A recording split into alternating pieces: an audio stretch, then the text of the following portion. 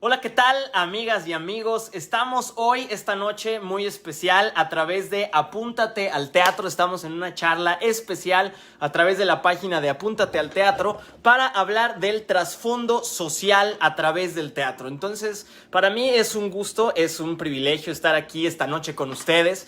Mi nombre es Javier Villanova. Para quienes no me conozcan, bueno, pues me acaban de hacer el gusto de introducir los chicos de Apúntate al Teatro y pues soy dramaturgo, soy director, soy actor y soy orgullosamente un creador escénico mexicano.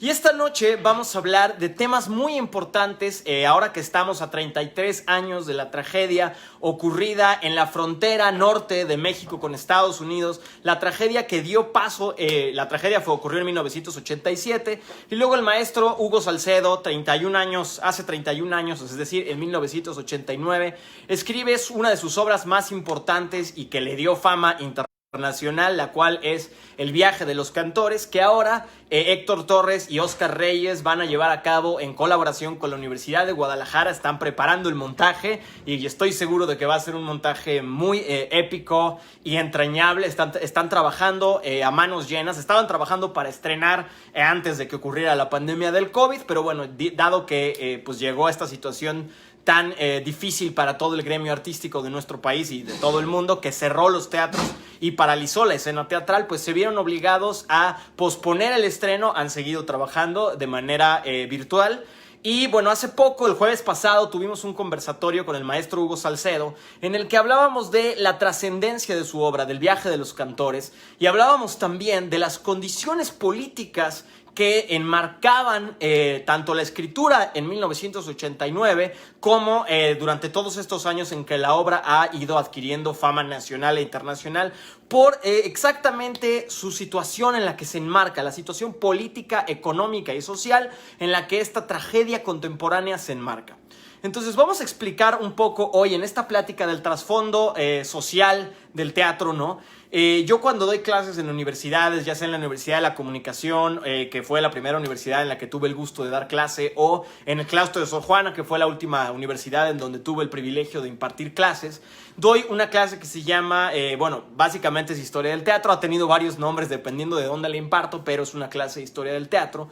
Y una de las cosas que a mí más me interesan como maestro, como tutor de mis alumnos, como guía o acompañante de mis alumnos, es el tener la capacidad de explicar el fenómeno social o contextual en el que el dramaturgo o la dramaturga escribieron la obra. Porque muchas veces estamos pensando en si la obra, qué género es, qué tono está, si la recepción del público, si nos gusta, qué nos genera, cómo podemos adaptarlo a nuestro contemporáneo o cómo ahorita podría repercutir esa obra. Y no nos damos cuenta, o igual y pasamos por alto, las condiciones tan particulares, sobre todo económicas, que devinieron en la escritura de esa obra, en la recepción de esa obra y en cómo si esa obra tuvo una larga vida o no tuvo tan larga vida o demás. Generalmente cuando uno da clase de historia del teatro, uno trabaja con las obras clásicas. ¿Y qué se conoce como una obra clásica? Es una obra cuya trascendencia no solo se quedó en su momento histórico, sino que ha sabido, digamos, mantenerse vigente con el paso de los años. El viaje de los cantores es una obra que lamentablemente se mantiene vigente porque la obra toca un tema crucial para el devenir histórico de nuestro país al paso de los años, que es la migración forzada. La migración forzada es un fenómeno, la diáspora mexicana, lo que se conoce como la diáspora mexicana.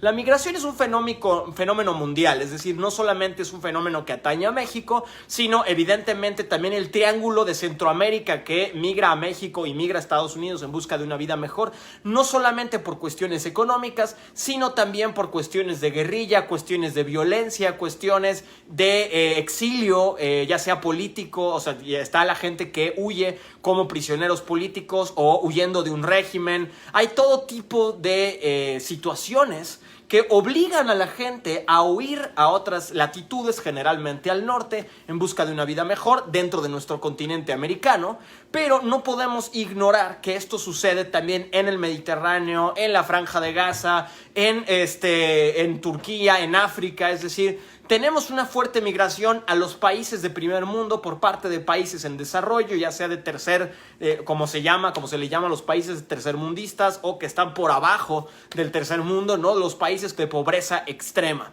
Entonces, todos estos países usualmente tienen un altísimo nivel de migración a otros países en busca de una mejor calidad de vida o de tener una vida, es decir, de poder continuar con una vida cuando hay persecución, cuando existe una guerra, cuando existen situaciones políticas que no permiten el desarrollo y la vida digna de la gente. En México en particular, la historia de México, Estados Unidos no es una cuestión ni de este gobierno ni del anterior. Es decir, desde 1847, con la anexión cuando México pierde todos sus territorios de la frontera norte con Estados Unidos, que todo lo que después fue Nuevo México, La Mesa, Texas, Arizona, toda esta franja que Santana cede en esta guerra con Estados Unidos, a partir de ahí las relaciones nunca han sido particularmente suaves, sobre todo porque México desde antes de Santana, ya con Benito Juárez, había una intención desde el Tratado Maclean-Ocampo del presidente Benito Juárez, al que por cierto López Obrador se la pasa loando como el gran estadista mexicano. Bueno, pues para los que no lo saben, el presidente Benito Juárez fue de los primeros en querer ceder todo ese territorio que perdimos ante los Estados Unidos, y lo quiso hacer porque él mismo contestaba que era muy difícil de gobernar tanto territorio mexicano y que lo mejor era vendérselo a los Estados Unidos o relegárselo a los Estados Unidos. Y que de hecho ya el territorio del norte de México ya estaba súper abandonado, no había carreteras, no había caminos, la economía era bastante centralista como siempre ha sido, y se identificaban más los estados del norte de Estados Unidos con el sur de Estados Unidos que con México. Entonces, lo que pasa es que en ese momento, por la guerra de secesión que estaba norte contra sur en Estados Unidos, cuando estaba el presidente Juárez, pues no hubo manera de que Estados Unidos aceptara ese tratado Maclean-Ocampo, esa anexión de territorio, porque entonces los estados del sur de Estados Unidos hubieran tenido mayor cantidad de gente para esa guerra y hubieran tenido mayor cantidad de recursos económicos, por lo cual pues no se acepta ese tratado y México conserva sus estados. Pero para luego cederlos gracias a la guerra México-Estados Unidos, que terminó en la cesión de los estados y el territorio mexicano a Estados Unidos.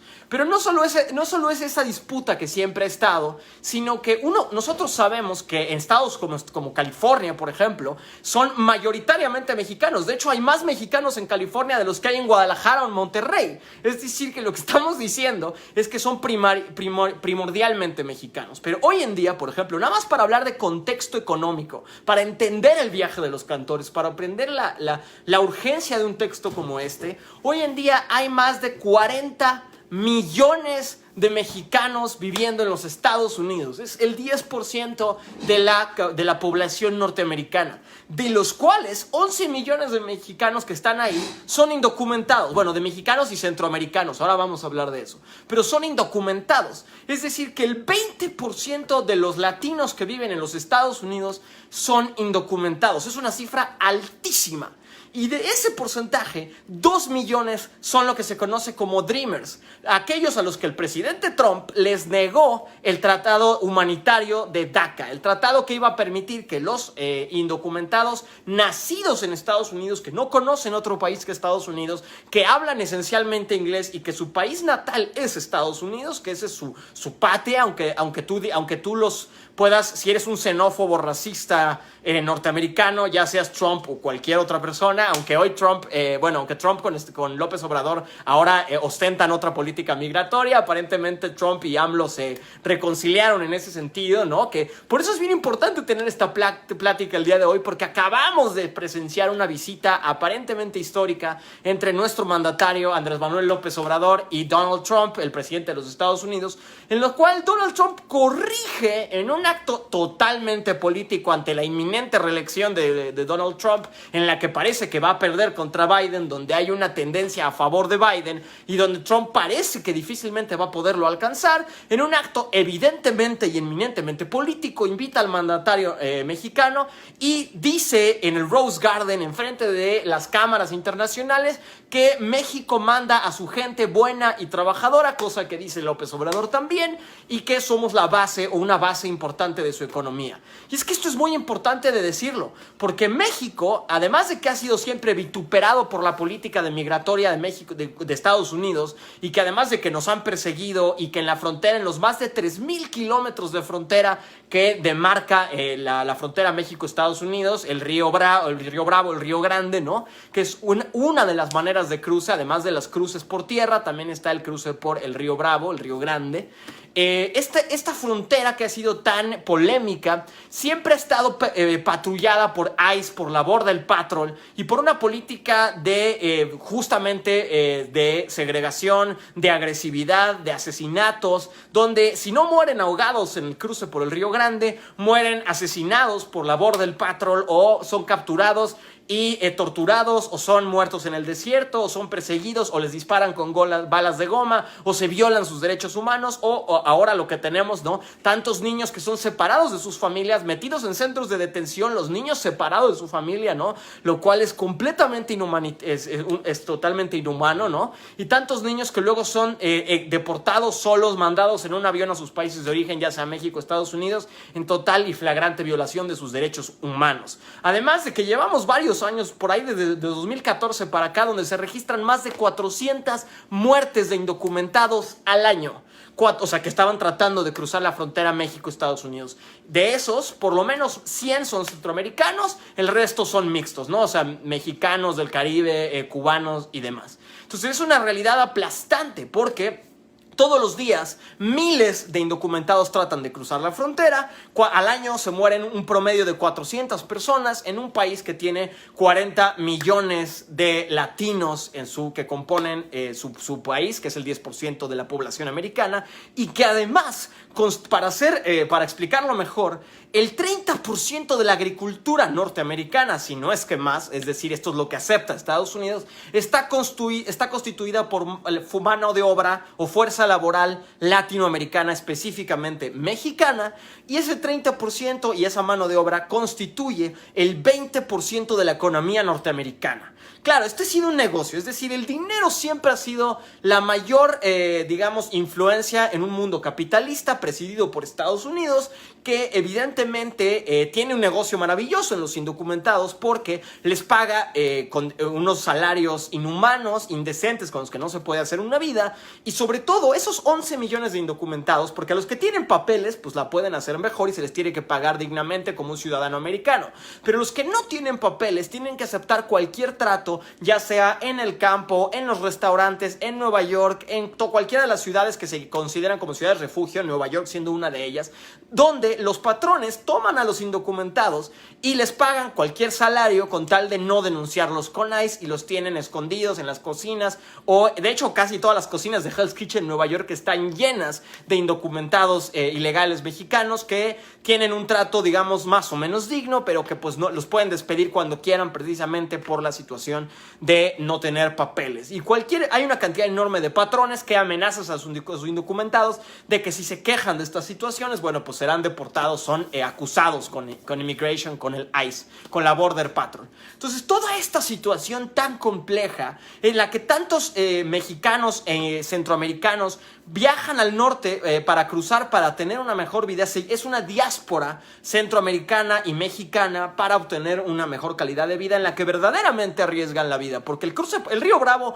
de entrada no es navegable, o sea, es decir, el cruce por el río Bravo es una de las maneras más complejas de llegar a los Estados Unidos, porque pues estás arriesgando la vida no solo porque te cachen, sino porque las balsas improvisadas en las que tratan de pasar, o las llantas o las bolsas para la flotada, pues muchas veces se hunden o se ponchan, o el río con las corrientes, que a veces llega a los 2.5 metros de altura, de profundidad, pues los agarran, y como acabamos de ver el año pasado con la imagen devastadora de este padre con su hija que murieron en el río tratando de cruzar el río Bravo, estos hondureños, hondureños o salvadoreños, ahorita se me va, pero bueno, el punto es que esta imagen que le dio la vuelta al mundo trágica del padre y su hija, porque además cada vez más los padres tratan de cruzar con los niños de meses o de 1 o 2 años agarrados al regazo, ¿no? Tratando de cruzar un río tumultuoso. Entonces de ahí de entrada lo tenemos peligroso, más todo lo que sucede con la bestia de todos los centroamericanos, el tren que se llama la bestia,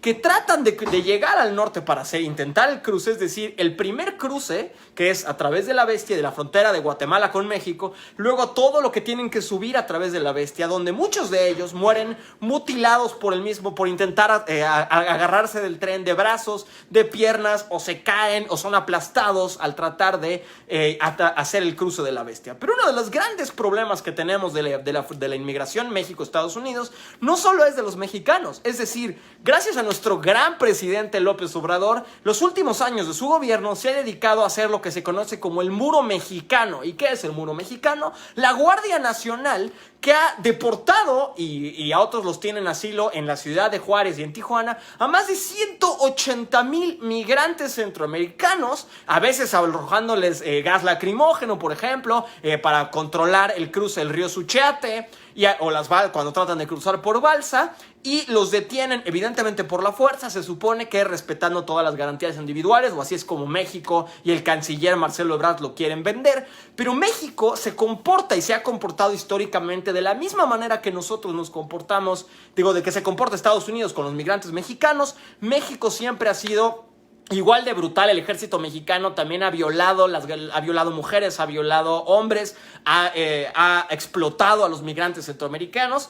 Y de la misma manera ahora la Guardia Nacional está capturando casi al 98-99% de los migrantes del triángulo centroamericano para deportarlos a sus países. ¿Por qué es importante esto para entender y leer el viaje de los cantores? Porque acabamos de tener una reunión, acaba de tener López Obrador una reunión con Trump, que Trump es el presidente más xenófobo, racista y discriminatorio que ha tenido Estados Unidos en su historia, que decía que México manda a sus violadores, a sus peores hombres, que son asesinos, que son la peor calaña de la humanidad, que son lo que mandamos a Estados Unidos, y que Trump decía que México iba a pagar por un muro, el muro que fue uno de los grandes golpes que le dio la presidencia a Donald Trump, que fue México is gonna pay for its wall, and they bring their worst to our country, they bring their rapists, they don't bring their best, they bring bad hombres. Esa fue la campaña de Donald Trump, y ahora tenemos a nuestro mandatario de tapete para ayudar a la reelección en un momento donde económicamente Estados Unidos está viéndose muy amenazado por China, por la economía de China que está boyante y creciendo, y que además Estados Unidos decide no comerciar con China. Y entonces, ¿cuál es su mejor aliado comercial? México. México ahora representa una de las grandes oportunidades que tiene Estados Unidos para comerciar directamente con México y evitar darle el pase a la grandeza económica que ya tiene en la bolsa el país de China, de la República de China.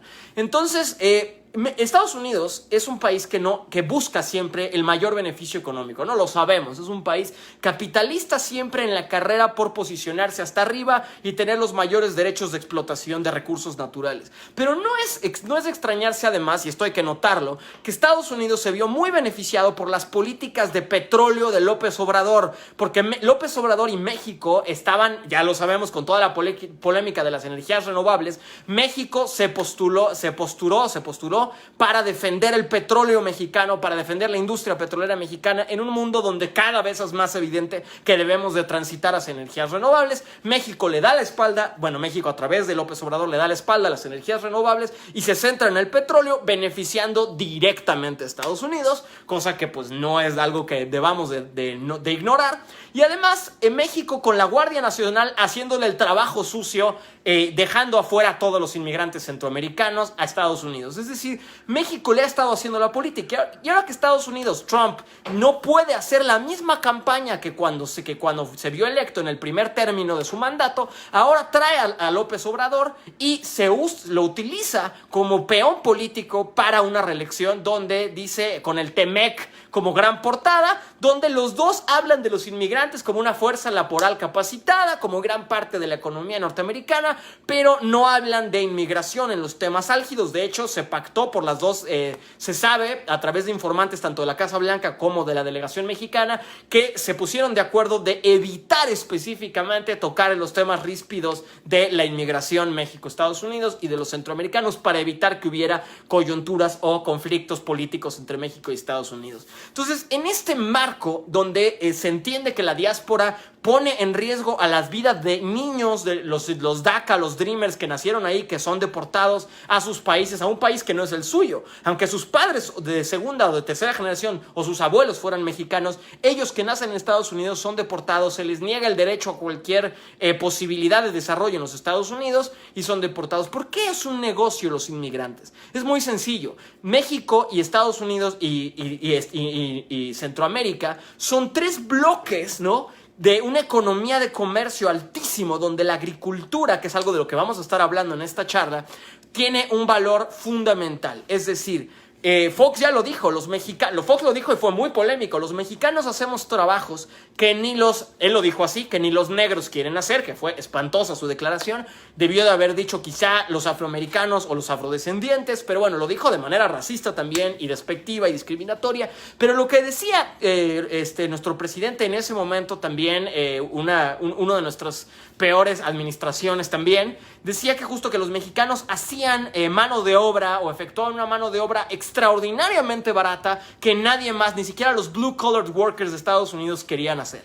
Entonces, a Estados Unidos por supuesto que le conviene, porque somos el 20% de su economía, tanto los mexicanos como los centroamericanos, que trabajemos y seamos esa mano de obra tan barata en sus fábricas, en sus restaurantes, piscando las manzanas, piscando las uvas. Es decir, claro que le conviene, porque además, si algo sabemos hacer los mexicanos, es el trabajo del campo. Lo dijo López Obrador, tiene toda la razón. Los mexicanos aguantan largas jornadas laborales, generalmente son bastante complacientes, no son exigentes con el patrón, porque tienen además la cuestión de seguir trabajando y de ser aguantadores, y es esta idea del pueblo bueno y sabio que es trabajador por naturaleza, ¿no? Entonces tenemos esa mística de trabajo, y por el otro lado no se pueden poner demasiado exigentes porque están en condiciones de ser deportados. Y hasta incluso los que son ciudadanos o los que tienen algún derecho de estar o de permanecer en el país, de todas maneras tienen amigos y familia indocumentada, y entonces tratan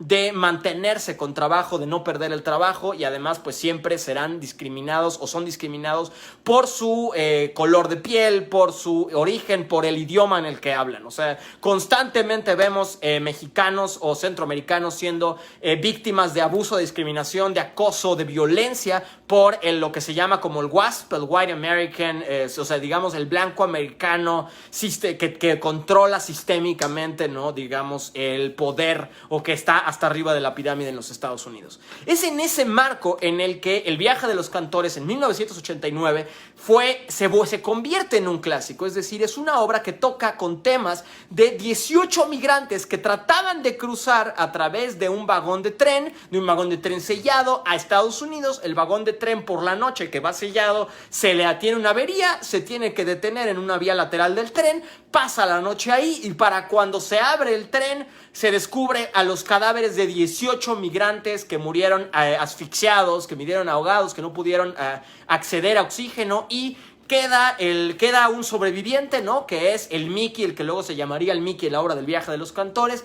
Y a través de las noticias del periódico que salieron tanto en Estados Unidos como en México, y de los testimonios de Miguel Tostado Rodríguez, que es este sobreviviente, el Mickey, es que Hugo Salcedo en un par de semanas, aunque ya lo venía investigando desde hace un par de años, desde que sucedió la tragedia, ¿no?, desde 1987 hasta 1989, es que a sus 24 años puede escribir El viaje de los cantores. ¿Pero por qué se vuelve un clásico? Porque la obra no le pertenece a él, le pertenece a la historia, le pertenece al contexto, y porque retrata todos estos pueblos casi comalescos, estos pueblos fantasmas rulfianos, donde las mujeres se van quedando solas y son como muertas vivas, esperando. En los finales de los 80 solo se iban los hombres, al parecer, o por lo que retrata la obra y por lo que sabemos históricamente, inicialmente era la mayoría de hombres jóvenes los que se iban a buscar fortuna y vida a los Estados Unidos. Después, como lo hablábamos el jueves pasado en el conversatorio con Hugo, son también las mujeres las que cruzan, y finalmente en los 2000, 2007 para acá,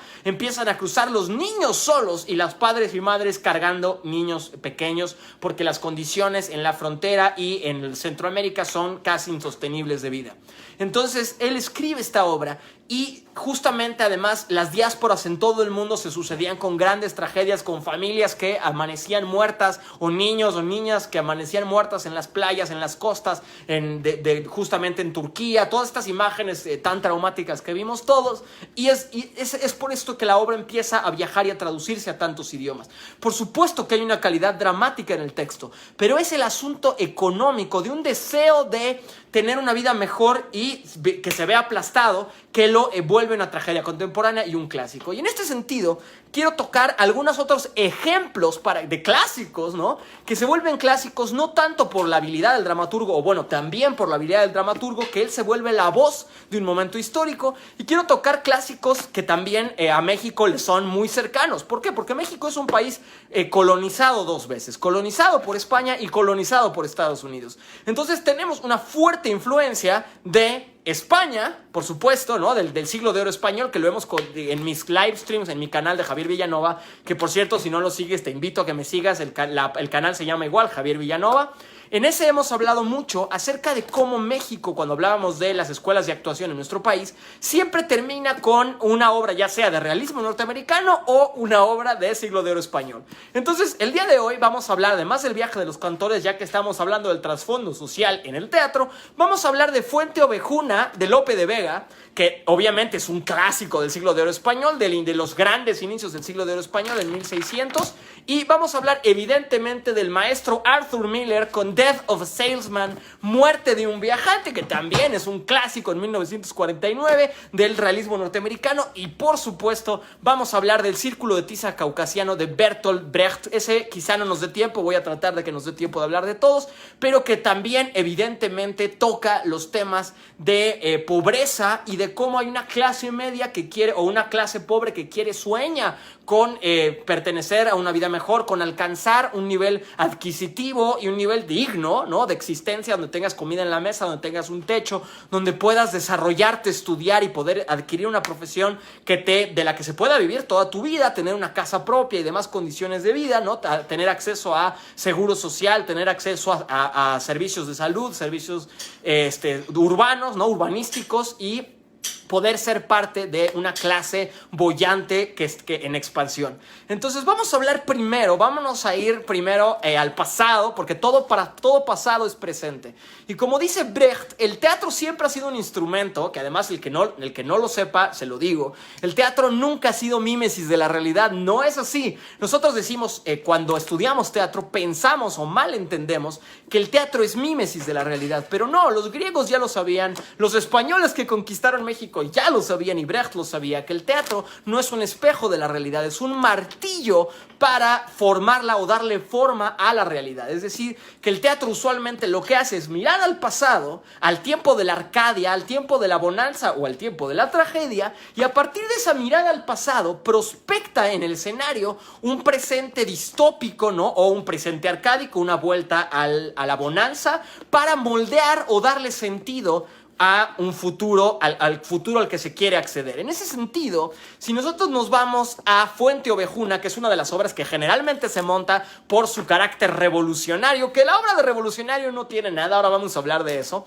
pero bueno, sí tiene un carácter revolucionario, pero en tiempos de Lope de Vega no se vio así, porque al final Lope de Vega era uno de los grandes amigos de los nobles, ¿no? Entonces estaba muy bien con la aristocracia, estaba muy bien con Fernando II, entonces no podemos decir que Lope de Vega estuviera escribiendo una obra revolucionaria. ¿Por qué? Porque aunque la gran pregunta para los que no se acuerdan de cuál es la trama de Fuente Ovejuna, se las voy a recordar. La trama de Fuente Ovejuna básicamente es que está un pueblo, ¿no? Que es el pueblo de Fuente Ovejuna, en el cual el comendador es un hombre lujurioso, violento, que tiene derecho, porque además España venía de hacer una transición del feudalismo a el renacentismo, ¿no? Y es un renacentismo que sigue teniendo un reino, no sé, donde siguen imperando los reyes, ¿no? Los reyes siguen imperando, pero que ya se empieza a democratizar la vida. No es como en la Edad Media, en el feudalismo, donde si naciste siervo te vas a morir,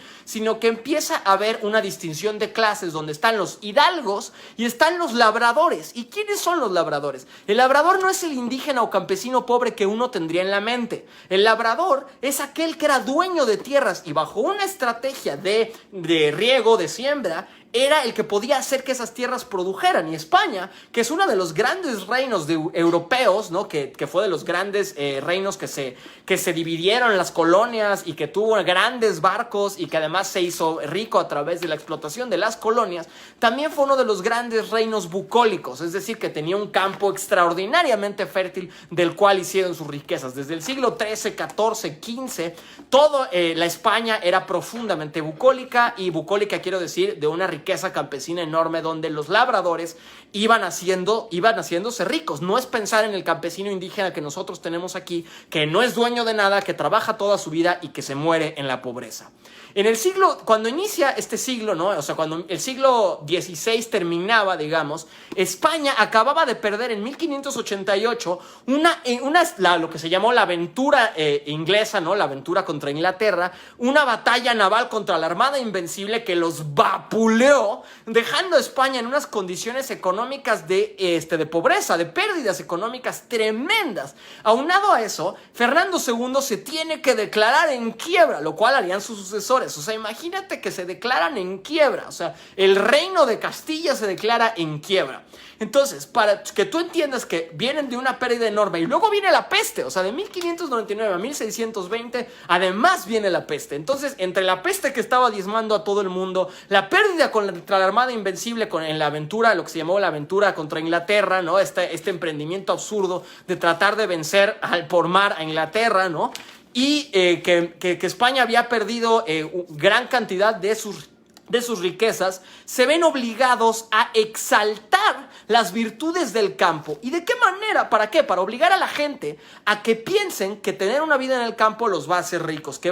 ¿Por qué? Porque lo que quieren hacer es, como dice López Obrador, la mejor política exterior es política interior. Y lo que dice Trump, Make America Great Again, que no debería ni siquiera de hacérsenos raro que se lleven bien. Los dos son populistas que hablan de primero los pobres, que dice López Obrador, y lo que dijo, la base de la campaña de Trump fue Make America Great Again through work for the blue-collar workers, los trabajadores del campo. El americano pobre e ignorante fue la base votante de Donald Trump.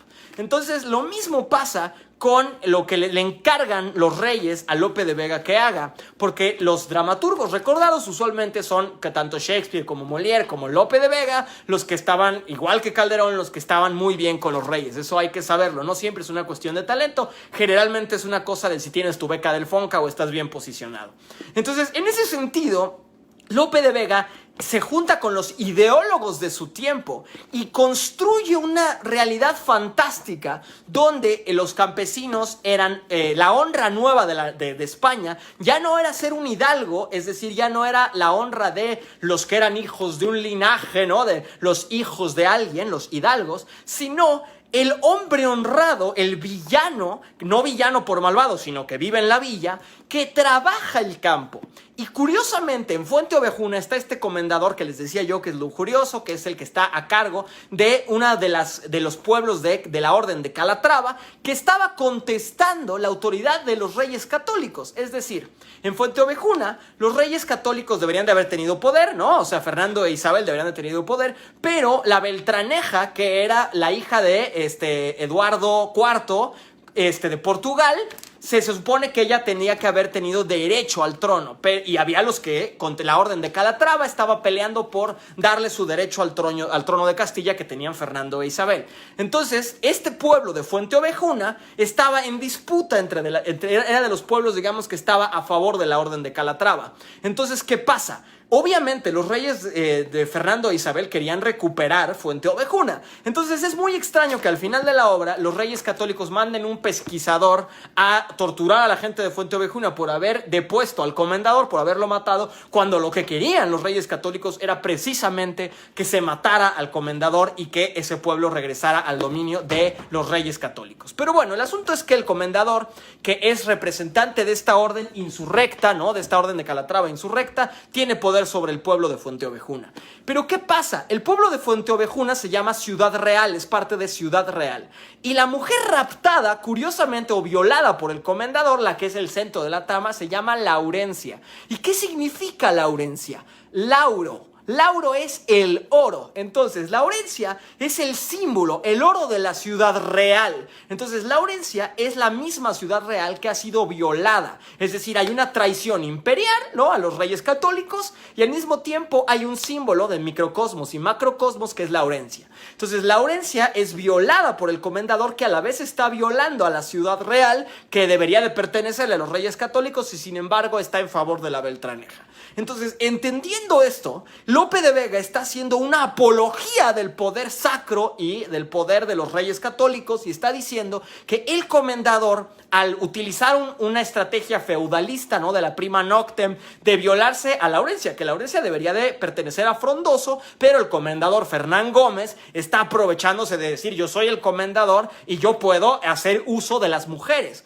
Pero las mujeres eran además otro símbolo en ese momento. La mujer era un símbolo del fruto porque da hijos, ¿no? Los hijos son, digamos, los hijos en España son el futuro, son la promesa del trabajo, y además la tierra, que siempre hemos sabido que da los frutos. Entonces, Laurencia, al ser violada, es como el ultraje también de la ciudad real, que es el campo que le debe pertenecer a España. Entonces, esta obra monumental que da inicio, que es de las primeras, bueno, no, el siglo de oro empieza en 1499, ¿no?, con la Celestina de Fernando de Rojas, pero es una de las, o sea, Lope de Vega es el gran iniciador del siglo de oro, digamos, el que con él se inicia poderosamente el siglo de oro español, y esta obra, que fue escrita por ahí de 1610 a 1615, se supone, por lo que nos dice Menández y Pelayo, esta obra se enmarca en un momento donde, aunque España estaba empobrecida, lo que quería era convencer a la gente de dos cosas: del poder del rey, que había caído, o sea, porque se había declarado en bancarrota, entonces había que reinstaurar la fe en la monarquía, pero una monarquía con el poder de Dios encima, es decir, por eso llegan al final los reyes católicos, y además decirle al pueblo que su riqueza estaba en dos cosas: en ser hombres trabajadores, ¿no?, hombres del campo, es decir, que se va a ensalzar al labrador, ¿no?, y hombres dignos, no necesariamente hidalgos, porque ¿qué es el hidalgo? Un hombre inútil, un nini, una persona que tiene su riqueza pero que no la trabaja, que nada más se dedica a gastar. Y España necesitaba, por una cuestión económica, gente que produjera ¿qué? Frutos. Es decir, que tuvieran hijos y que trabajaran, y que esos hijos también trabajaran. Entonces el amor, que antes era, o sea, cuando tú piensas en las obras anteriores, donde eran obras de capa y espada, y donde eran obras de, digamos, como el Don Juan de Tirso de Molina, o todas estas obras de hidalgos, ¿no?, donde además sí se violaba a las mujeres o se acostaba con las mujeres a ver a cuántas se burlaba, pero donde los hidalgos, que eran estos mis reyes, estos ninis que iban por ahí con un montón de ducados así, tirando el dinero por todas partes y violentando mujeres, en ese sentido, esa economía de la guerra ya no le servía a España porque acababa de perder, digamos, la guerra. Entonces, lo que tenían que hacer es una economía del amor no caballeroso, no del caballero, no del capitán. En vez de estar ensalzando al capitán y a sus soldados, se empieza a ensalzar al terrateniente y a sus labriegos. Entonces, este cambio paradigmático de política, digamos, interior, de política económica, es lo que hace que Fuente Ovejuna, una obra que aparentemente es revolucionaria, donde al final este comendador viola a Laurencia, ¿no?, y además viola a Jacinta, y está Mengo, y están los otros, está Frondoso, y están los hombres del pueblo, y el padre de Laurencia, que no hacen nada, y son las mismas mujeres, que es la tierra exigiendo su derecho, porque son las mujeres simbólicamente representadas por la tierra, exigen su derecho a ser reinstauradas como la principal fuente de dignidad, de honra, porque Laurencia dice: yo soy mi honor, tú me amas si me amas a mí, le dice a Frondoso, tú amas mi honra, tú amas mi honor.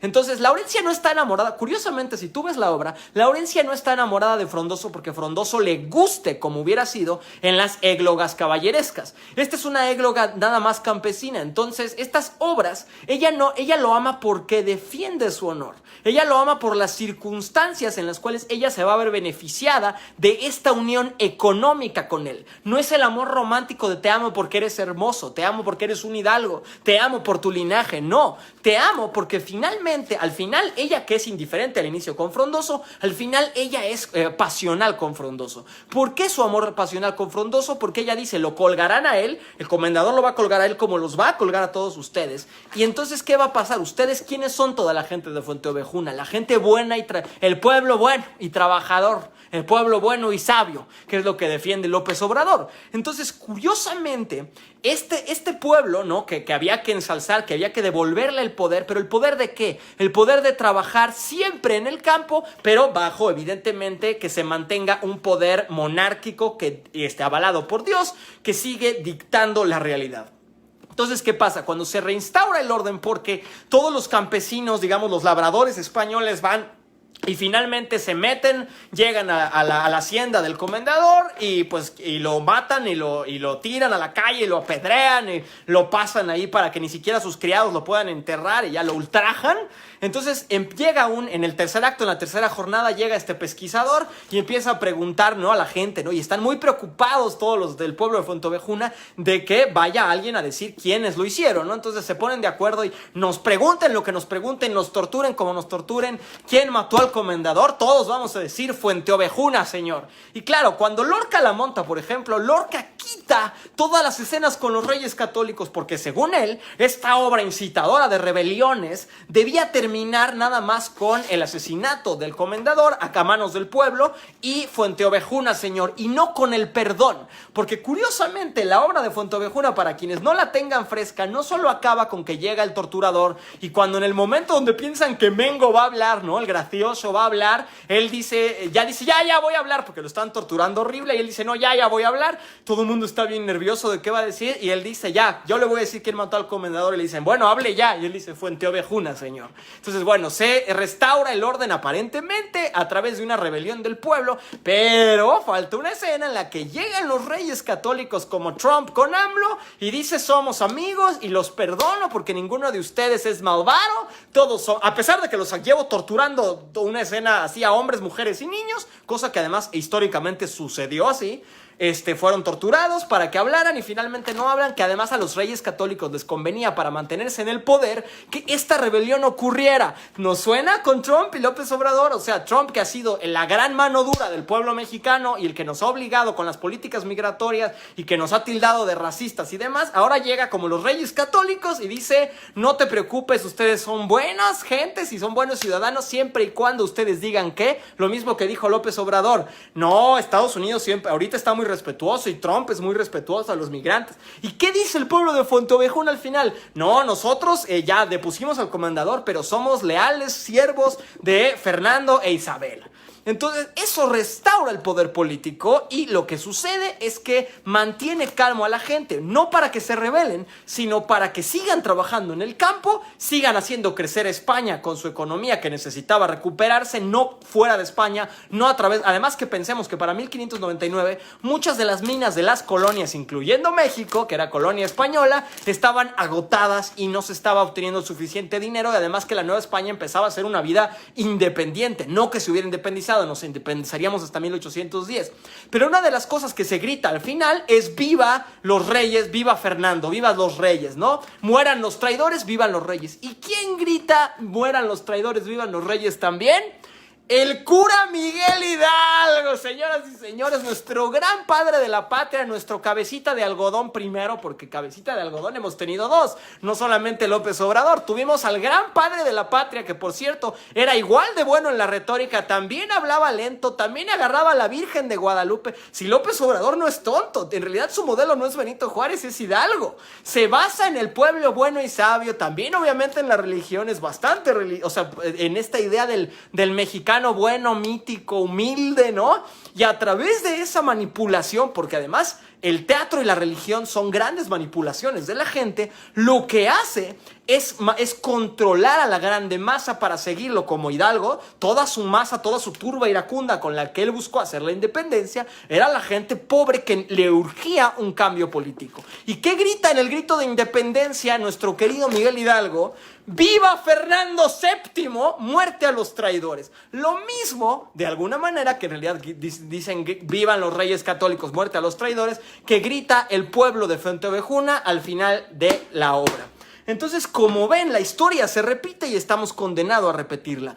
Pero pensar en los grandes dramaturgos del siglo de oro español estaban determinados por mantener a los reyes en el poder, por mantener un sustento económico para sí mismos y para darle a la gente una visión de la realidad que no era necesariamente la que estaba, sino la que querían instaurar. El teatro como un mecanismo de control de narrativas. Ahora vamos a pasar, porque no sé si tengo todo el tiempo para hablar de lo que quiero hablar esta noche, vamos a pasar a Muerte de un viajante de Arthur Miller, nuestra otra colonia, porque hemos de decir que Estados Unidos es igual de fuerte de colonizador de México como lo fue España y es una enorme influencia. ¿En qué año escribe la icónica obra que además no es de sus mejores obras? Muerte de un viajante, que además le da un Pulitzer y le da un Tony en 1949 a Arthur Miller en el realismo, que además digamos que Arthur Miller es como Lope de Vega para el realismo norteamericano, como Lope de Vega para el siglo de oro, es Arthur Miller para el realismo norteamericano. Digamos que es el gran padre del teatro norteamericano, digamos. Y entonces, ¿qué obra lo hace estar en ese lugar? Evidentemente tiene obras extraordinarias como ya iba a decir también llamado Deseo de Tennessee Williams y casi me tiro yo mismo de un puente. Lo que pasa es que luego cuando hablo a esta velocidad nada más escupo toda la información, así que discúlpenme. Como Todos eran mis hijos o Panorama desde el puente o evidentemente The Crucible o como lo conocemos aquí en México, Las brujas de Salem. Pero la obra más conocida y famosa de Arthur Miller es evidentemente La muerte de un viajante. Pero ¿por qué esa obra, que es muy inferior a Las brujas de Salem, ¿no?, que es mucho más poderosa, o a Todos eran mis hijos o a Panorama desde el puente, se vuelve el gran clásico del teatro norteamericano? Precisamente porque llega en 1949, terminando la Segunda Guerra Mundial, cuando Estados Unidos estaba a punto de entrar en los años 50 y con la televisión en todo Norteamérica. Ahí se introduce la televisión. ¿Y para qué sirve la televisión cuando se introduce en Estados Unidos? Todo mundo empieza esta gran ilusión de nueva prosperidad, porque acuérdense que veníamos con el crash de 1929. Entonces, el final de los 20 y el inicio de los 30 en Estados Unidos había la Gran Depresión económica. Y de esa nueva Gran Depresión viene la Segunda Guerra Mundial. Y entonces, después de una gran nivel donde todo mundo, el sueño americano que les habían vendido, todo mundo estaba lleno de deudas y de pobreza, viene una segunda etapa prospectada de bonanza, donde todos los vecinos competirían con otros vecinos a ver quién tenía el pasto mejor cortado, la fensa, ya estoy mezclando palabras en inglés y en español, defense, el muro más blanco, ¿no? El muro que separa casa con casa, el mejor set de televisor, y quién puede empezar a desarrollar un nuevo sueño norteamericano. Pero todo eso mientras que Estados Unidos estaba iniciando una guerra, lo que se llamó la Guerra Fría, que la Guerra Fría era esta guerra de la carrera espacial con Rusia,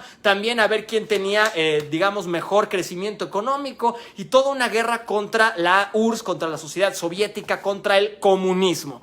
Que luego eso devendría en Miller, que escribe Las brujas de Salem como una obra para criticar el macartismo. Es decir, que era esta cacería de brujas política, donde a todos los intelectuales de la época los cooptaban, los agarraban, los interrogaban y les decían que dijeran nombres de otras personas para que a esas personas las agarraran, y que Brecht incluso cayó en ese comité de Un-American Activities y tuvo que por eso regresarse a Alemania del Este. Entonces, ¿ven cómo todo lo que estoy diciendo está conectado? Entonces, el asunto es que Miller se da cuenta que viene este segundo bonanza absurda, esta ilusión del nuevo sueño americano, después de que venimos de la Gran Depresión, de sobreproducir, de creernos la que somos el imperio más grande de la Tierra y demás. Y entonces Miller vaticina que va a haber un nuevo empobrecimiento, que esta nueva ilusión del sueño americano no es lo que los forefathers, los fundadores de Estados Unidos querían, y se da cuenta de que realmente Estados Unidos tiene unas carencias enormes, donde la mayoría de la gente se va a endeudar terriblemente y no va a poder pertenecer a esa clase media ni a ese éxito que te van a vender. Entonces, ¿qué hace? Mira al pasado de la Gran Depresión para escribir Muerte de un viajante. Muerte de un viajante se trata de Willy Loman, que es un vendedor de puerta en puerta que viaja por todos los estados, o sea, Long Island, Nueva Inglaterra, o sea, Nueva York, o sea, se va por todos los estados y viaja miles de kilómetros vendiendo productos por catálogo. Y este hombre, que además es el típico, el hardworking American, que además, curiosamente, es como lo que les decía, es como el labrador del siglo de oro español, el hombre trabajador al que se le promete una vida si se atiene a ser un trabajador justo y que todo el tiempo busque para su propia familia, ¿no? Y que busque ser parte, ser el ladrillo de la nueva economía norteamericana. Se le promete que si trabaja fuerte y ardorosamente, al final tendrá una casa y después de pagarla por 25 años tendrá algo que heredar y tendrá algo suyo. Curiosamente, este hombre vemos el último día de la vida de Willy Loman antes de que se suicide. No es spoiler, o sea, ya lo sabemos, de eso se trata Muerte de un viajante, y si no, pues léanla. De todas maneras, las obras son buenas por el viaje que nos dan, no por la anécdota. Pero vemos cómo él tiene unos hijos que debieron, uno de ellos, el Biff, que además se llama Biff, que significa mamado, como el de Back to the Future, que se llama Biff, el Bull de Back to the Future, precisamente porque es el típico güey que jugaba fútbol americano y que prometía ser una estrella del fútbol americano y ganar carretadas de dinero y demás, pero que no llegó a hacer nada porque reprobó matemáticas y porque no llegó a entrar a la universidad y porque ni siquiera era tan buen jugador. En Estados Unidos todo el mundo crece bajo la promesa de ser bueno en deportes para poder acceder a las universidades del Ivy League y tener el sueño americano. Pero ¿qué pasa con todos esos miles y millones de americanos que son buenos pero no suficientemente buenos? Que piensan que van a acceder al sueño americano y que en realidad viven toda su vida tratando de pagar una casa, y el día que terminan de pagarla terminan como Linda, la esposa de Willy Loman, diciendo en el funeral de su esposo: somos libres. Finalmente somos libres y tú ya no estás aquí para disfrutarlo. Porque él estuvo toda su vida ahí pagando la letra de la lavadora, pagando la letra de la televisión, pagando la letra del coche, pagando la letra del Studebaker. Todo el tiempo están pagando la letra de todos esos aparatos que Estados Unidos te prometía, que todavía vivimos bajo ese capitalismo rampante y salvaje, que tienes que tener el nuevo teléfono, la nueva aplicación, la nueva lavadora, la nueva secadora, la nueva aspiradora para ser feliz, ¿no? La venta de appliances, de productos y servicios para la casa perfecta, la ama de casa perfecta. Acuérdense de estas campañas de los 50 de todas estas amas de casa rubias en la casa de techo rojo de 2 aguas, con su perro, ¿no? Así el hombre que llega trabajador con su maletín, de ir justamente, de ser ese pilar de la economía norteamericana. Y como Willy Loman al final se muere pobre, viejo, en la compañía que trabajó toda su vida, lo despiden, tiene la casa pero no tiene ni salario ni nada, y sus hijos son unos perdedores, todos metidos en una ilusión de un crecimiento inexistente. Entonces, ¿por qué Muerte de un viajante le da un Pulitzer? ¿Por qué le da un Tony? ¿Por qué es la gran obra de Arthur Miller, a pesar de que Todos eran mis hijos y Panorama desde el puente son tragedias contemporáneas al estilo griego tan extraordinarias como lo son? O la obra que fue mucho más incómoda en realidad, Las brujas de Salem, no le da todo ese reconocimiento porque era políticamente incómoda, porque estaba criticando justamente estas políticas de Estados Unidos de ataque y de discriminación a todos los intelectuales de izquierda que podían tener vínculos con el comunismo ruso. Entonces, ¿por qué esta obra es tan celebrada? Porque es una obra que se vuelve un advenimiento del futuro en un análisis del pasado y un estudio de los riesgos y los peligros de tragarte o de creerte que tenías un sueño americano de una vida mejor. Todos los seres humanos, como lo dije la vez pasada, el jueves pasado, como lo dice Valeria Luiselli, nos estamos en constante movimiento. Muerte de un viajante habla de eso. Nos movemos porque tenemos que hacerlo, no es por opción. Todo el tiempo tenemos que movernos porque donde estamos, el ser humano, de hecho, empezó con las grandes migraciones. O sea, bajó para sentarse, ¿no? El cruce del estrecho de Bering, y siempre es en busca de un lugar que tenga mejores condiciones atmosféricas, mejores frutos, mejor manera de labrar la tierra. Y cuando nos volvimos sedentarios pensamos que ya no tendríamos que migrar, pero el ser humano siempre se ve obligado a migrar para mejorar su vida, su vida económica, ¿no?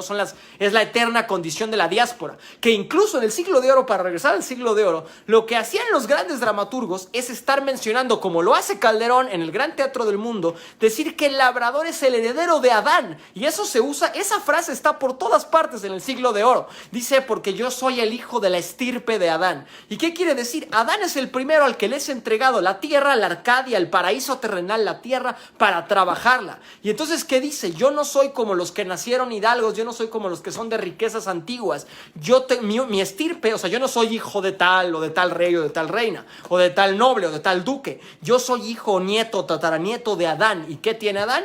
Es el primero que tuvo que emigrar de la tierra y trabajar, como también López Obrador nos vendería, o como nos venden los políticos que quieren afianzar su poder. La mujer parirá con dolor y el hombre se ganará el pan con el sudor de su frente. Entonces nos convencen de que el arduo trabajo tiene una recompensa tanto en la tierra con los frutos como en una futura migración que haremos cuando pasemos de la vida de los vivos a la vida de los muertos. Y de eso se trata al final el teatro. Todo teatro se trata de vencer la muerte. Todo teatro, lo dije en mi canal, es un acto de muerte y resurrección. El teatro nace como un festival dionisiaco, es un festival de el trigo, de enterrar la semilla, enterrar el cuerpo y que surja la nueva vida. Muerte y resurrección, Cristo, Dionisios, Hércules, o sea, es decir, todos los Osiris, Adonis, todos los grandes ejemplos, Orestes, Orfeo, todos los grandes símbolos de la teatralidad clásica son mitos de muerte y resurrección. ¿Qué quiere hacer el teatro? Quiere dar una evasión, quiere servir como una promesa de poder vencer la muerte, de poder trascender la muerte. Entonces, todos los grandes clásicos lo que hablan es de un momento histórico social donde la nación española o la nación norteamericana tiene que evitar los errores del pasado, las crisis económicas en las que se encuentra, así como España venía del fracaso contra la Armada Invencible en 1588 y Fernando II se había declarado en bancarrota. De la misma manera, Estados Unidos venía de la Gran Depresión de 1929 y tenía mucha probabilidad de caer, que además luego sucedió en los 60s y la guerra de Vietnam y todo este capitalismo que parecía súper, donde había mucha estabilidad social, se vino abajo. Pero de lo que siempre tratamos de evitar es la catástrofe. Queremos vencer la muerte y queremos un resurgimiento. Y esa es la promesa de toda obra de teatro que se vuelve un clásico. Poder vencer a la muerte que se anuncia con la crisis. Toda obra, el universo se ha descompuesto por la sangre y solo con la sangre puede ser recompuesto. Entonces hay una crisis, ¿no?, que es la que da inicio a la teatralidad, y al final se restaura el orden con otra crisis. Esto se cumple para la muerte de un viajante, que acabe con el funeral de Willy Loman, y con Fuente Ovejuna, que acaba con la muerte del comendador y se restaura el orden con la llegada de los Reyes Católicos. Y para terminar, antes de pasar al viaje de los cantores y seguir hablando de lo importante de entender el contexto económico, social y político de una obra antes de leerla, vamos a hablar del Círculo de Tisa Caucasiano. Esta es una obra de Bertolt Brecht. Tengo en mi canal también, para quien le interese, toda una plática sobre Bertolt Brecht, el distanciamiento, lo que es el Befremdungseffekt. Pero este es uno de los dramaturgos, Bertolt Brecht, más conocidos por su teatro, que aparentemente está en favor de los pobres, de la clase trabajadora, de los sindicatos trabajadores, y de un teatro didáctico que le enseña a la gente cuáles son sus derechos laborales. Y de hecho, ¿cómo empieza el Círculo de Tisa Caucasiano? El Círculo de Tisa Caucasiano empieza con dos Koljaks, que son dos, facciones del Kremlin, que se están disputando después de la restauración. ¿Qué deben hacer con uno de los valles, ¿no? Entonces los dueños del valle original dicen: este valle nos pertenece, nosotros vivíamos aquí antes de la guerra y ahora que lo recuperamos debemos de poder trabajar el campo. Siempre la tierra, siempre el territorio es el que está en disputa. Y el otro Koljak dice: nosotros somos el nuevo orden, traemos arquitectura, nosotros somos una izquierda nueva y traemos una nueva arquitectura que va a traer campos de riego y vamos a mejorar la producción. Y ellos dicen: nosotros no queremos tractores y maquinaria, queremos hacerlo a nuestra vieja usanza. Y en lo que se están disputando, ¿qué? La tierra. Vamos a ver, porque es muy parecido al asunto de Laurencia y Fuenteovejuna. Dicen los del nuevo Koljak: vamos a traer a un cantante, a un trovador, a que cuente una historia, a que narre una obra de teatro, y a partir de eso vamos a poder explicar cómo podemos proceder aquí. Y se va al pasado, a cuando uno de los grandes duques fue destronado, muy parecido a Fuente Ovejuna. Uno de los grandes duques es destronado por una rebelión, se le pone su cabeza en una pica y su esposa huye y el hijo se queda ahí varado porque la esposa del duque está más preocupada de sus vestidos, de llevarse sus vestidos en la huida antes de que pongan su cabeza en una pica, en este cambio de orden y de paradigma, que de cuidar a su hijo. Su hijo se queda en la calle y Gruche, una criada, agarra al niño, ¿no? Al niño de la duquesa, ella es una criada, y se lo lleva. ¿Qué representa este niño? La tierra que está en disputa. Ella se lo lleva, el niño no le pertenece, evidentemente. Ella pasa muchas penurias por tener que, de hecho, termina casándose con un hombre con el que no se quiere casar, que le dicen que está moribundo, ¿no? La casan con él para que ella pueda, que no haya habladurías y para que ella pueda tener una vida digna, en lo que su hombre regresa, porque ella está prometida a un hombre que se fue a la guerra y el hombre todavía no regresa. Entonces ella, para esperarlo, dice: no quiero compartir cama con nadie, pero estoy cargando un niño. Y entonces, para que nadie me diga que de quién es ese niño y no haya rumores de que es bastardo o de que yo estoy cometiendo, sí, que soy una madre soltera, ese tipo de habladurías en ese tiempo, lo que prefiero es, se casa con un moribundo pensando que él se va a morir, ella se va a quedar de viuda y el hijo es respetable. Pero el moribundo se despierta, ya no está moribundo, y entonces la toma casi de esclava, la maltrata, es terrible, y finalmente llega un momento donde Azdak, que es un juez que siempre favorece a los pobres, porque en este nuevo régimen en el que se destronó al duque, ahora sí que los pobres son los que controlan todo, ¿no? Entonces este Azdak es un juez borracho, pobre, que siempre se está jodiendo a los burgueses y a los ricos, tiene que decidir, porque aparece la ex esposa del duque, ¿no? Aparece porque además se restaura el orden, el zar se restaura y entonces dice que la duquesa tiene derecho a reclamar sus bienes, su tierra y a su hijo. Y este juicio es el último que tiene Azdak en sus manos. Y Azdak dice: vamos a poner un círculo de tiza y vamos a poner el bebé ahí. Y a ver cuál, y las dos madres van a jalar del bebé y la que lo logre sacar del círculo, pues ese hijo es suyo. Entonces la disputa está: ¿de quién es hijo el bebé? De la criada que se lo llevó y lo cuidó todos estos tiempos y fue perseguida y además la persiguieron los soldados y pasó penurias y hambres por alimentar a un bebé que no era suyo, o la madre descuidada que ni le importaba, que sin embargo es la madre sanguínea. Entonces la madre sanguínea dice: este hijo es mío y es mío porque es de mi sangre y punto, y además es de sangre fina y sangre real y merece estar conmigo. Y Gruche dice: este hijo es mío porque yo he padecido las de Caín por salvarle la vida a este niño y me he quitado el pan de la boca a mí para dárselo a él. Y dice: sí, bueno, vamos a poner el bebé en el círculo de tiza, y lo jalan. Entonces las dos van a jalar y Gruche lo suelta y dice: no, que se lo lleve ella. Y le dice a Azdak: pero ¿cómo lo sueltas? ¿No estabas peleando? Y ella dice: sí, la verdad no pude agarrarlo. Y le vuelven a dar, dice: vamos a hacer otra prueba, otra vez. Y vuelven a poner el bebé y las dos, y otra vez Gruche, la criada, suelta al niño. Y le dice a Azdak: ¿y por qué sueltas al niño? Y dice Gruche, igual que el asunto salomónico, ¿no? Dice: pues es que yo prefiero que se lo lleve esta mujer antes que ver a mi niño lastimado o partido o desmembrado. Entonces dice Azdak: ya ven, la verdadera madre es la que le importa el bien del niño, y se lo da a Gruche, ¿no? Y termina la obra y dice: la tierra va a estar mejor donde pueda ser mejor explotada. Entonces, curiosamente, o sea, donde estén los dueños que tengan la capacidad de explotar mejor la tierra, pero también sin alejar a los dueños naturales. Entonces, ahí está otra vez quiénes son los que se ponen en disputa el trabajo de la tierra para el bien de la política interior de Rusia, de una Rusia socialista. Y evidentemente Brecht estaba hablando de Alemania y estaba tratando de hacer una apología o tratando de explicar que la fuerza laboral de Alemania, estaba en su fuerza del campo, que por eso no es nada de extrañarse que uno de los grandes dramaturgos mexicanos, chicanos, que ha hecho que su obra es un clásico, es precisamente Luis Valdés, con su obra de Sud Sud, que habla de los Sud Sud Riots, ¿no? De las sublevaciones chicanas, donde se acusaba de asesinato a Hank Reina, y de haber asesinado en Sleepy Lagoon, en la presa Sleepy Lagoon, y ellos hacen toda una defensa de lo que significa ser chicano, de lo que significa ser latino en Estados Unidos. Y regresamos finalmente a por qué se vuelven clásicos estas obras de las que hoy tocamos, del trasfondo social del teatro. Se vuelven clásicos porque están enmarcadas, tanto la de Miller como la de Brecht, que Brecht se murió en el 56. Él está escribiendo al mismo tiempo que Miller, en una post Segunda Guerra Mundial.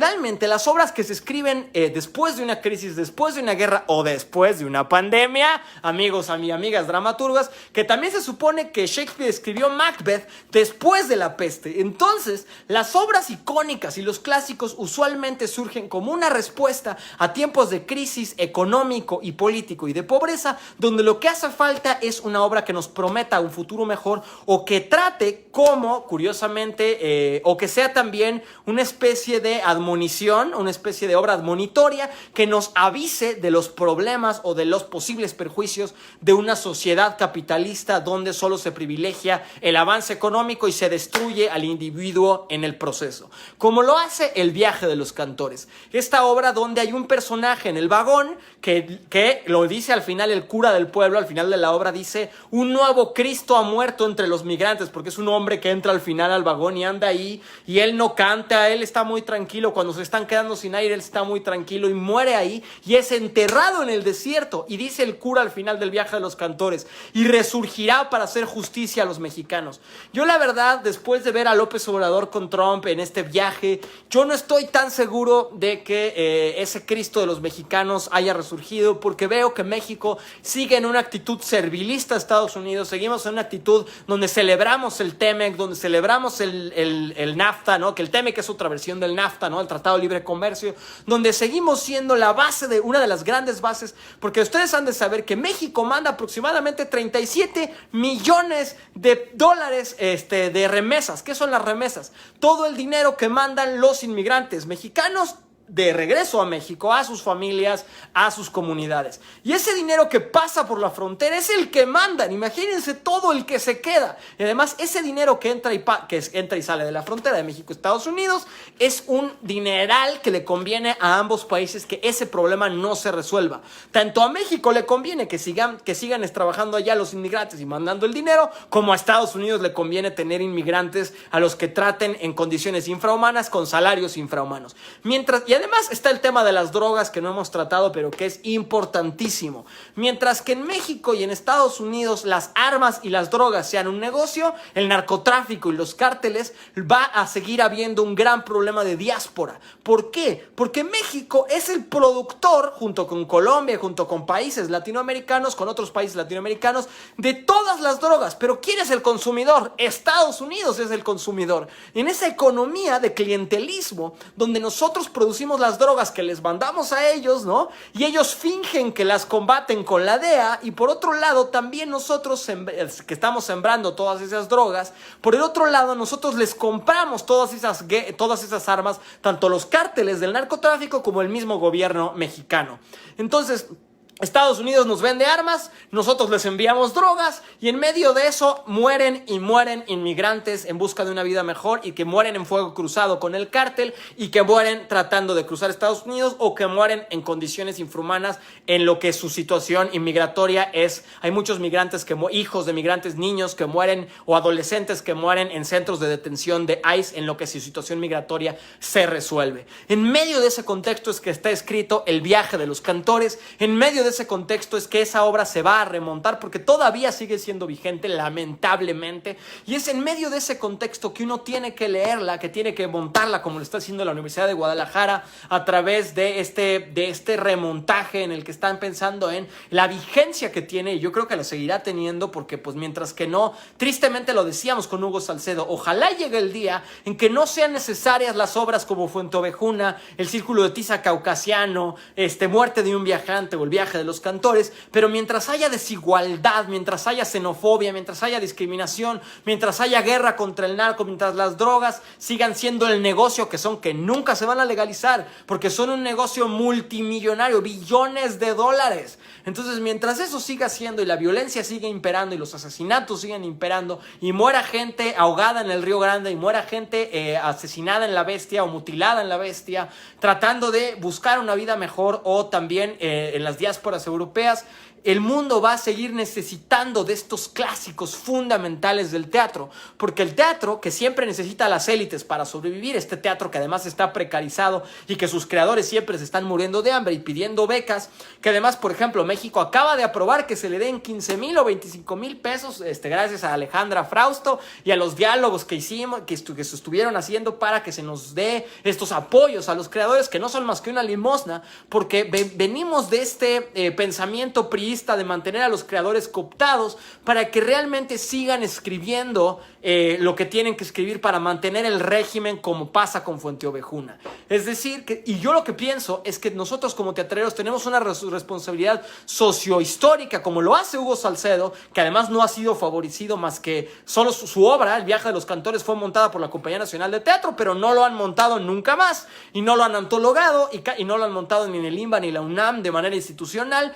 Es este dramaturgo y los dramaturgos como Liera, que no estaban en el sistema, los que escriben estas obras incómodas, porque El viaje de los cantores, aunque es un clásico muy poco reconocido, no como las obras de Carballido o de Argüelles, que estaban con el sistema, que estaban con el PRI. Entonces, los dramaturgos que no están en el sistema escriben estas obras incómodas, que no son como Fuenteovejuna, donde al final llegan los Reyes Católicos. La obra se acaba esperando una redención que no llega, que no ha llegado, y que seguimos esperando de manera indignante que haya un gobierno que de verdad le ponga enfrente al gobierno norteamericano, que no le ayude a volver a ser reelegido, que a eso fue el presidente, ¿no? A servirle de tapete para la reelección, y que no sigamos en un gobierno clientelar con Estados Unidos o de tapete. Claro que es nuestro gran socio comercial, no podemos evitar ni romper relaciones, sería un error craso económico, pero sí tenemos que tener una postura digna y una postura fuerte y una postura de no hacerle su trabajo como lo está haciendo la Guardia Nacional,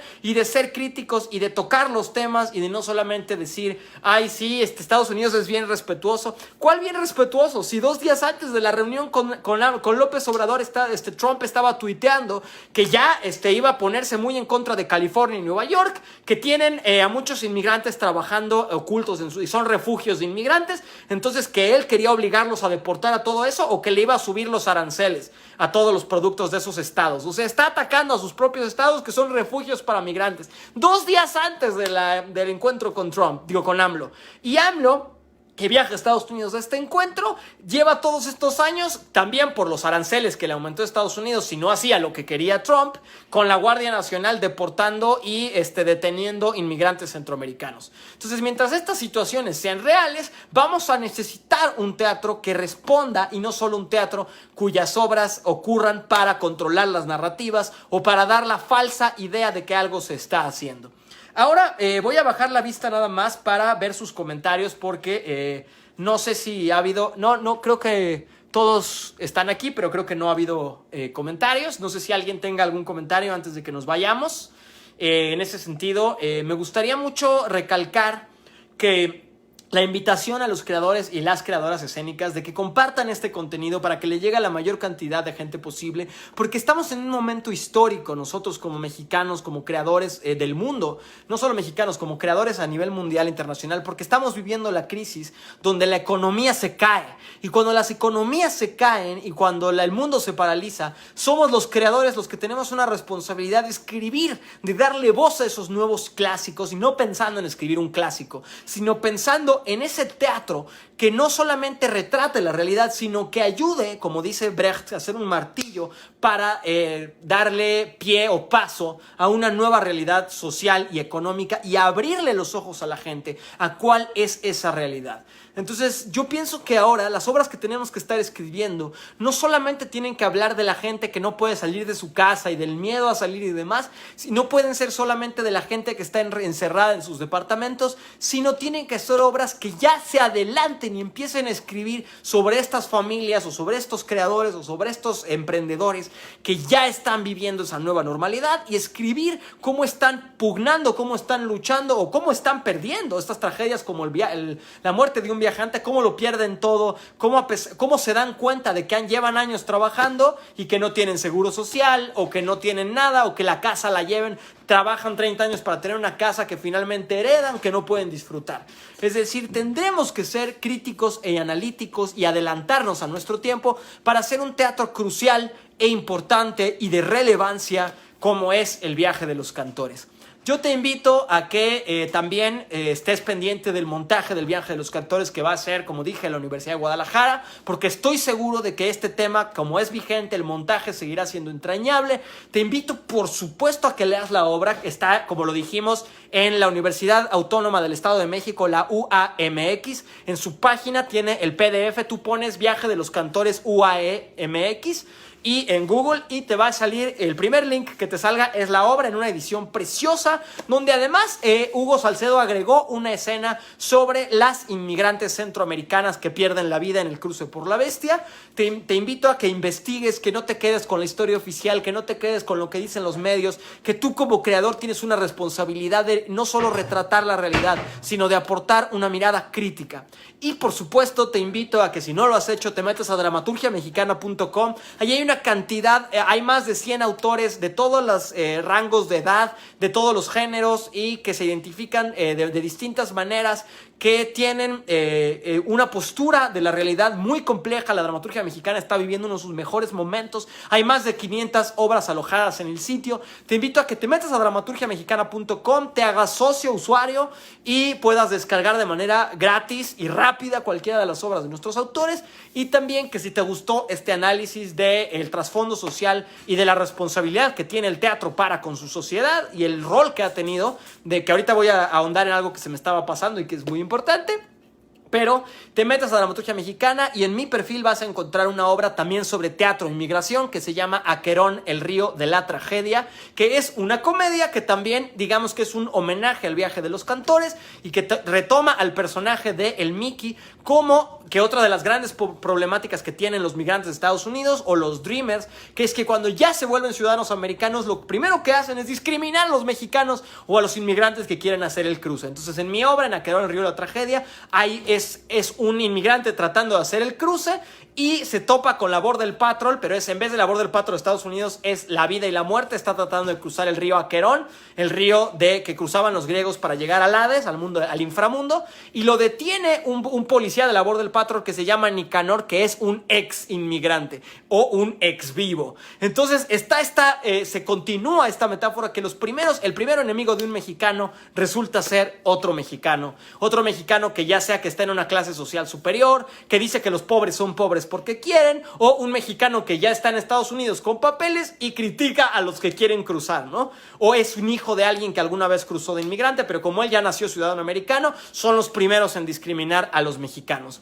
Entonces, en ese sentido, te invito a que leas Aquerón, el río de la tragedia, que continúes la conversación, a que te suscribas a Apúntate al Teatro y a que te suscribas, por supuesto, a mi canal Javier Villanova, donde hay un montón de lives sobre actuación, dirección, dramaturgia e historia del teatro, sobre Bertolt Brecht y sobre muchas otras cosas más, sobre teatro medieval, donde también hablo del papel y el rol que tuvo el teatro y la iglesia para manipular a la gente y adoctrinarlos en la fe cristiana. Y ese es el último detalle que te quiero contar.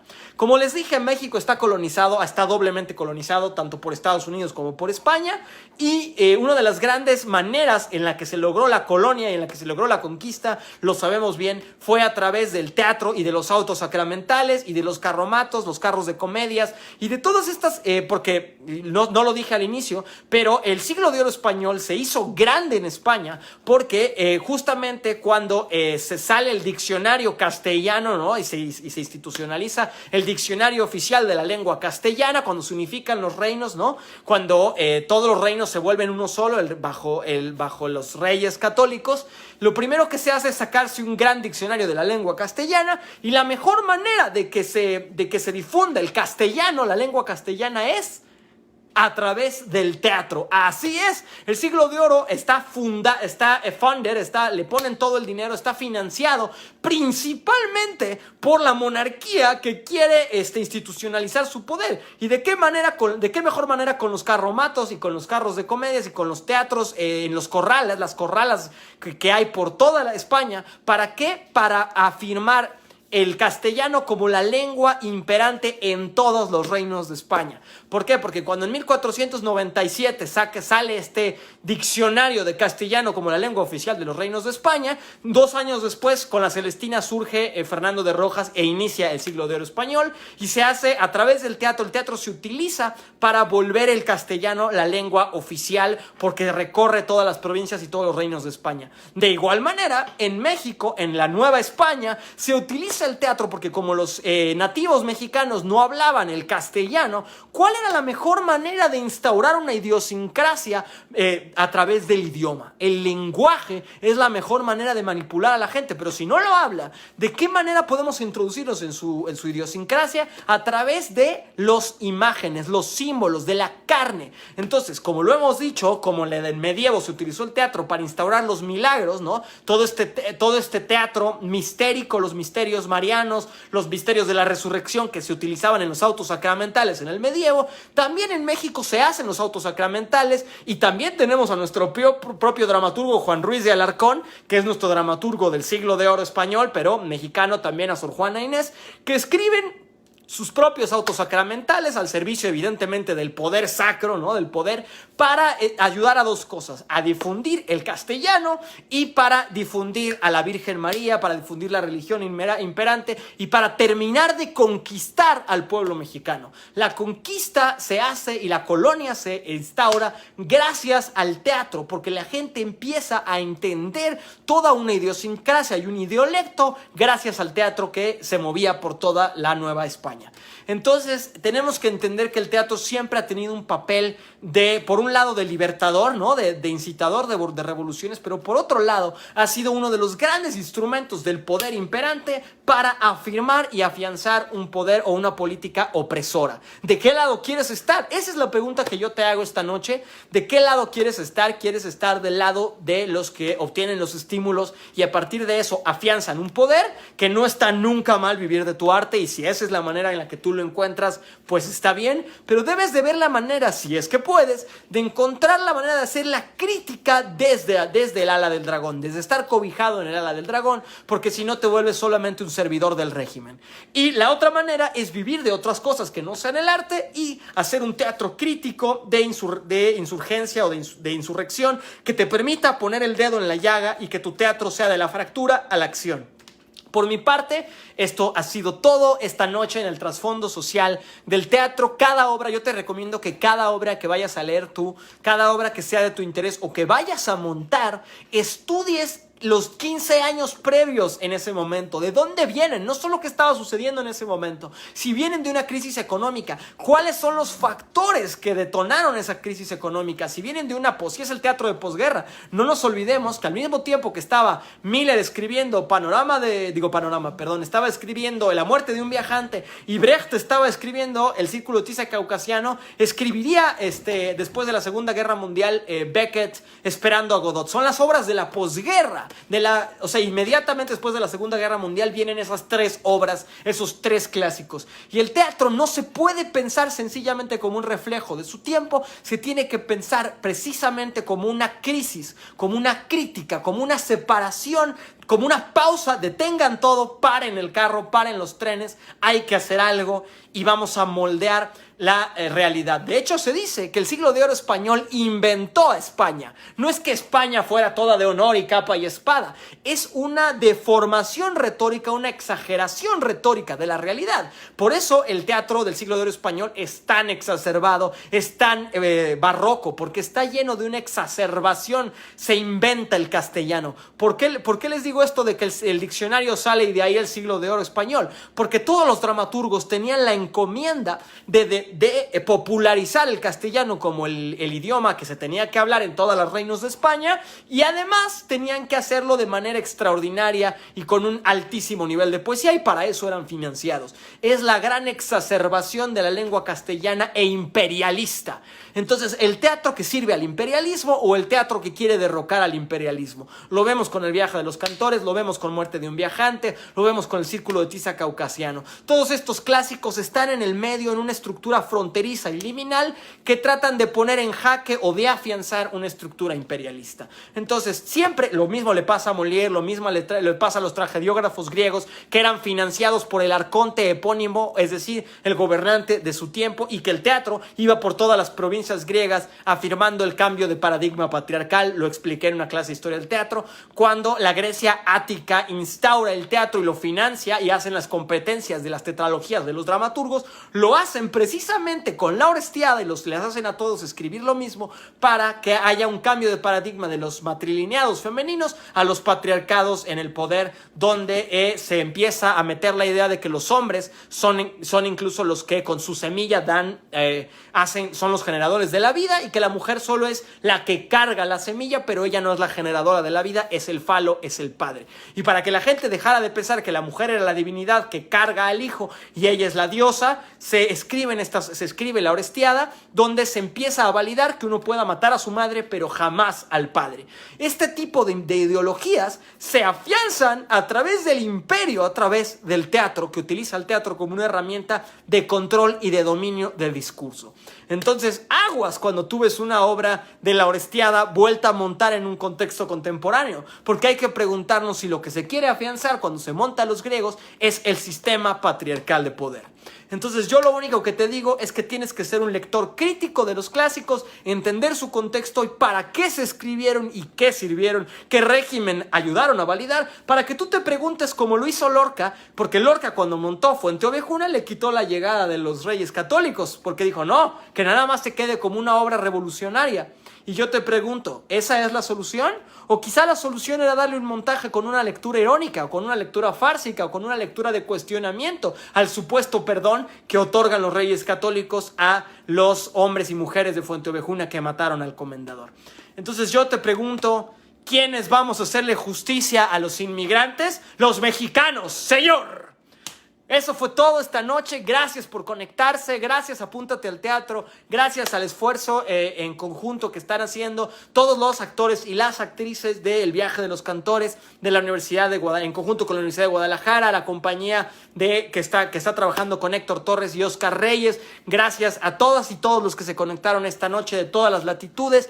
Les agradezco por conectarse, les recuerdo darle compartir y conéctense el jueves que viene porque estará el elenco del Viaje de los Cantores y luego el próximo jueves está Hugo Salcedo con un invitado especial hablando obviamente de su obra El Viaje de los Cantores, y el próximo jueves que sigue habrá un conversatorio con todo el elenco del Viaje de los Cantores, igual jueves a las 8 de la noche, vienen 2 jueves más, así que no te los pierdas. Y también nos vemos mañana viernes en mi canal en Javier Villanova, dale follow, like. Y vamos a estar hablando también de un tema muy importante que es la hegemonía del texto. El texto como uno de los grandes yugos de los actores en la historia del teatro. El texto como el gran encadenante del actor, el gran eje de la ficción, que también ha sido muy problemático y muy controlador, muy opresor. El texto dramático como figura central del teatro. Vamos a ponerlo en jaque y vamos a ver por qué hay esta obsesión textocentrista desde el inicio de la historia del teatro, que según esto inicia en los griegos, desde que se tiene registro de la obra dramática. Entonces mañana a las 9 de la noche a través de Javier Villanova nos vemos ahí. Gracias, Apúntate al Teatro, gracias a todos los que se conectaron, un abrazo a Hugo Salcedo y un abrazo a todas aquellas y aquellos que han montado El Viaje de los Cantores en todos los países, en todas las traducciones, en Corea, en Turquía, en Estados Unidos, en Chicago, en Illinois, en México, evidentemente. El montaje que yo vi dirigido por Claudia Ríos extraordinariamente en 2005, y a todos aquellos que lo hagan, siempre será una labor loable llevar teatro para cuestionar el orden político y generar pensamiento crítico. Gracias y buenas noches.